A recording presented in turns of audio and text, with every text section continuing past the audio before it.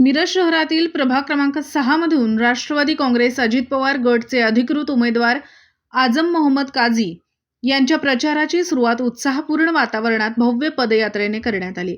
ढोल ताशांच्या गजरात, फुलांच्या वर्षावात आणि जोरदार घोषणाबाजी करत ही पदयात्रा काढण्यात आली।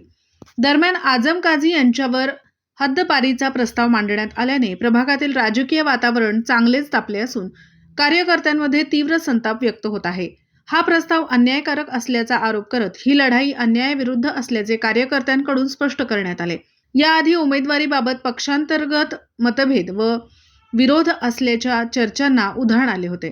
मात्र या सर्व अडचणींवर मात करत आजम काझी यांच्या समर्थनार्थ कार्यकर्ते मोठ्या संख्येने रस्त्यावर उतरले। काळजी करू नका, आम्ही तुमच्या सोबत आहोत, तुम आगे बढ़ो, हम तुम्हारे साथ है, अशा घोषणांनी संपूर्ण परिसर दणाणून गेला। पदयात्रेदरम्यान कार्यकर्त्यांनी ठाम भूमिका मांडत सांगितले की आजम काझी यांच्यावर झालेला अन्याय मतपेटीतूनच उत्तर दिले जाईल।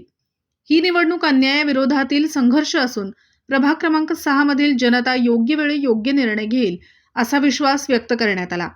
बटन दाबून आजम मोहम्मद काझी यांना भरघोस मतांनी विजयी करा असे आवाहन यावेळी कार्यकर्त्यांनी नागरिकांना केले। N24 मराठी न्यूजसाठी मिरजहून प्रतिनिधी मुस्तफा मुल्ला। नमस्कार, मी आजम मोहम्मद काझी, वार्ड क्रमांक 6 मधला अजित पवार गटाचा अधिकृत उमेदवार। काल रात्री पोलीस प्रशासनाकडून मला हातपारची नोटीस भेटलेली आहे।